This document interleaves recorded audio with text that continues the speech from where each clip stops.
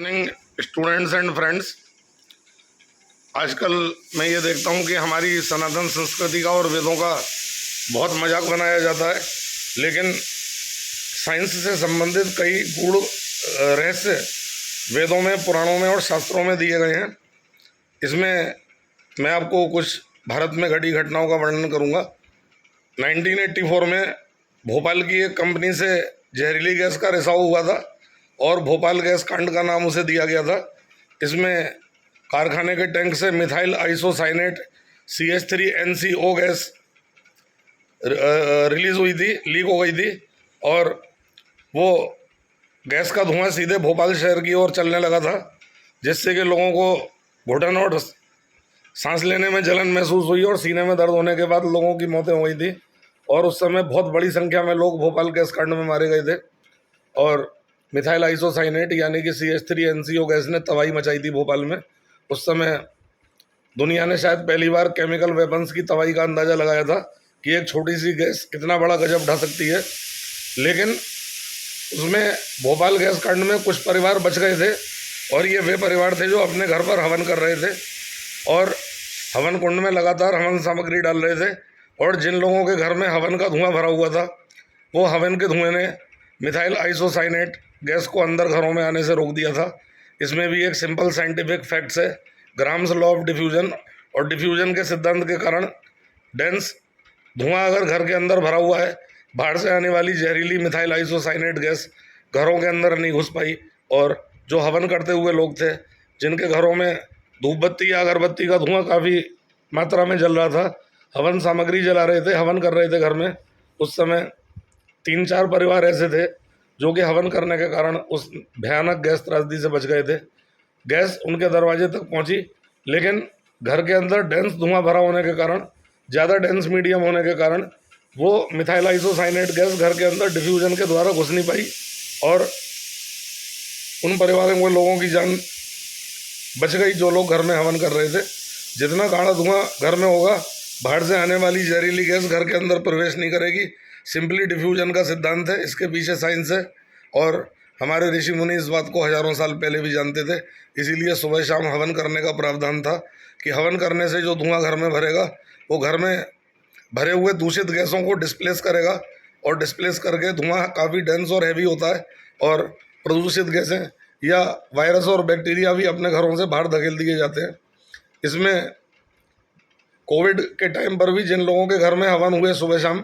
तो Covid virus उनके घर में भी हवा के साथ एंटर नहीं कर पाया, और काफ़ी लोगों के प्राण हवन करने की वजह से ही बचे, क्योंकि हवन का डेंस धुआं जब घर में भरा होगा तो वहाँ पर कोई भी जहरीली गैस, कोई भी वायरस डिफ्यूजन के सिद्धांत के अनुसार, ग्राम्स लॉ ऑफ डिफ्यूजन के अनुसार, तरल माध्यम से घने माध्यम की ओर डिफ्यूज़ नहीं हो पाएगा। अगर घर के अंदर घना धुआं भरा हुआ है, बाहर से आने वाली कोई भी आपदा, कोई भी वायरस, कोई भी बैक्टीरिया या गंदी हवा घर के अंदर प्रवेश नहीं कर सकती है, और मनुष्य स्वस्थ रहते हैं और मनुष्यों की जान बचाई जा सकती है। इसके अलावा एक और उसमें अथर्ववेद में ये लिखा हुआ है कि दुनिया के भयानक से भयानक जहर का इलाज जल है। कोई भी जहर है, कितना भी जहरीला पदार्थ है, उस जहरीले पदार्थ का भयानक से भयानक जहर का इलाज जल है। तो जब भोपाल गैस त्रासदी हुई, तो अमेरिका और रूस से आए हुए वैज्ञानिकों ने कुछ दिनों के बाद ये बताया कि अगर एक रुमाल को पानी में भिगो करके अपनी नाक पर रख लेंगे या अपनी आँखों को पानी से धोएंगे, तो मिथाइल आइसोसाइनेट गैस बॉडी पर अपना बुरा प्रभाव नहीं डालेगी और वो पानी से डिकम्पोज होकर के नष्ट हो जाएगी। इसके लिए हमारे 12th क्लास में एक केमिस्ट्री का रिएक्शन भी है, CH3NCO plus water is equal to CH3NH2 plus CO2। इस प्रकार से CH3NCO को पानी से डिकम्पोज किया जा सकता है और उसके जहरीले प्रभाव को नष्ट किया जा सकता है। तो जो चीज़ हमारे वेदों में हजारों साल पहले लिख दी गई है कि दुनिया के प्रचंड से प्रचंड जहर का इलाज वाटर है और वाटर के द्वारा सभी जहर नष्ट किए जा सकते हैं, वो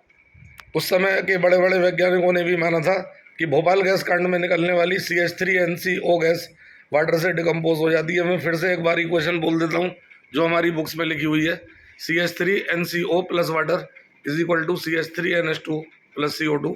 और सेम सिद्धांत के आधार पर हमारे वेदों में हजारों साल पहले ये भी लिख दिया गया है कि भयानक से भयानक सांप अगर किसी को काट ले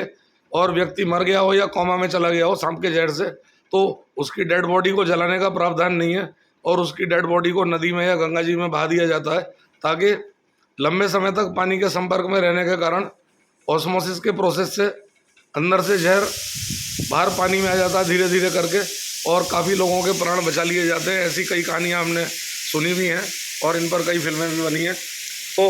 अगर बॉडी में किसी भी प्रकार का जहर एंटर कर गया है, मुख्यतः सांप के कांटे का जहर, तो बॉडी को ना जला करके नदी में या तालाब में प्रवाहित कर दिए जाने से वो नदी के साथ बॉडी बहती रहती है और कालांतर में लंबे समय में ऑस्मोसिस होकर के, क्योंकि हमारी खाल एक सेमी परमिएबल मेम्ब्रेन का काम करती है, बॉडी के अंदर उपस्थित जहर पानी के माध्यम से बाहर निकाल लिया जाता है। और कई बार 100 में से लगभग 40% केसेस में पानी में बहा देने पर मनुष्य के प्राण बचते हुए पाए गए हैं। इस प्रकार से हम ये देखते हैं कि मैक्सिमम तरह के जहरों का इलाज वाटर है। Even if cyanide is decomposed by water, RCN + 2H2O = RCOOH + NH3, cyanide जैसा महाभयानक जहर भी पानी से डिकम्पोज हो जाता है और उसके नुकसानदायक प्रभाव कम हो सकते हैं। तो ये मैंने आपको कुछ फैक्ट्स बताए। अपने अगले वीडियो में मैं आपको और ऐसे ही अच्छे फैक्ट्स बताता रहूँगा, जिसमें कि हमारे वैदिक जानकारी अगर हमारे पास पूरी है और अगर हमने अपने वेदों को और हमारे प्राचीन ग्रंथों को पूरी तरह पढ़ा है, तो कई प्रकार से आने वाली विपत्तियों का सामना हम कर सकते हैं और उनसे निजात पा सकते हैं। ज़रूरी नहीं है कि वैज्ञानिक तरीके से ही विपत्तियों का निजात पाया जाए, और अपने घर में सनातन पद्धति से सुबह शाम हवन करने से कई प्रकार की बीमारियों से बचा जा सकता है। और कोविड काल के लॉकडाउन में हम लोगों ने भी अपने घर में सुबह शाम हवन करके, हवन सामग्री का धुआं अपने घर में भर करके अपनी और परिवार की जानें बचाई। जहाँ वायरस से तमाम मौतें हो रही थी हर तरफ, वहाँ पर हमारे परिवार के किसी भी सदस्य में वायरस के कोई लक्षण प्रकट नहीं हुए, और यहाँ तक कि स्पेशली मैंने वैक्सीन तक नहीं लगवाई और आपके सामने सही सलामत हूँ। और घर में हवन सामग्री का धुआं करने से आप कई तरह की वायरस, बैक्टीरिया, गंदी हवा, पॉल्यूशन तक से बच सकते हैं। इवन जो प्लास्टिक कचरे का पॉल्यूशन है, वो भी हवन सामग्री के धुएं को नहीं पेनिट्रेट कर पाता और वो एंटर नहीं कर पाता है हमारे घरों में, क्योंकि डिफ्यूज़न हमेशा हाई डेंसिटी वाली गैस का लो डेंसिटी वाली गैस में होता है। अगर बाहर लो डेंसिटी की एयर है और हमारे घर में हाई डेंसिटी का हवन सामग्री का धुआं भरा हुआ है, तो वो हमारे घर के हवन सामग्री के धुएं को पेनिट्रेट नहीं करेगा और हम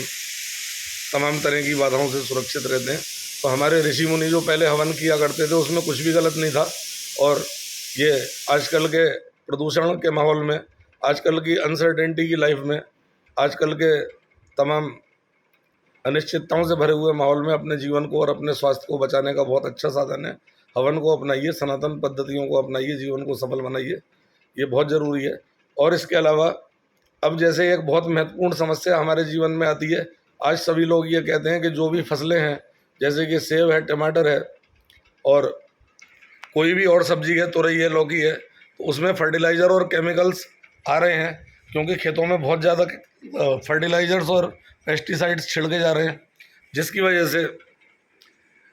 फसलों में उन केमिकल के ट्रेसेस आ जाते हैं और वो फसलें खाने लायक नहीं रह जाती हैं। तो ऐसे जो भी फल फ्रूट्स और सब्जियां हैं, अगर गुनगुने पानी में सेंधा नमक डालकर आप 15 मिनट से लेकर के आधे घंटे तक सभी सब्जियों और फलों को उसमें भिगो के रखें गुनगुने पानी में, तो फलों के अंदर उपस्थित पेस्टिसाइड्स, फलों के अंदर उपस्थित अनवांटेड केमिकल्स, या बहुत सी सब्जियां, खीरा, ककड़ी वगैरह नाली के किनारे उगाई जाती हैं, तो नाली से आने वाले पॉल्यूटेंट पदार्थ और पेस्टिसाइड्स और फर्टिलाइज़र्स जो कि फलों के अंदर जाने के बाद हमारे लीवर और किडनी को नुकसान पहुंचाते हैं, वो भी डिफ्यूजन के द्वारा फलों में से और सब्जियों में से बाहर निकल आते हैं सेंधा नमक के पानी में। और आधे घंटे तक सेंधा नमक के पानी में भिगो करके हम उन सब्जियों और फलों को यूज़ कर सकते हैं और वो शरीर के लिए हानिकारक नहीं होंगे। और सेंधा नमक के पानी में अगर आधा नींबू भी निचोड़ लिया जाए तो सोने पे सुहागे का काम करता है और आए दिन हम बीमार नहीं पड़ते हैं, और प्रदूषण सब्जियों और फलों का काफ़ी हद तक हम निष्क्रिय कर सकते हैं और अपने जीवन को सफल बना सकते हैं। अपने अगले वीडियो में मैं और भी अच्छे फैक्ट्स, हमारे सनातन धर्म के पुराने फैक्ट्स जो कि साइंटिफिकल कसौटियों पर खरे उतरते हैं बिल्कुल, उन्हें लेकर के आपके बीच में आता रहूँगा। वीडियो अच्छा लगा हो तो वीडियो को ज़्यादा से ज़्यादा शेयर कर दीजिएगा, ताकि अधिकतम जनता इसका लाभ उठा सके और अपने स्वास्थ्य की रक्षा कर सके। अगर वीडियो अच्छा लगा हो तो चैनल को सब्सक्राइब भी कर लीजिएगा। Thank you.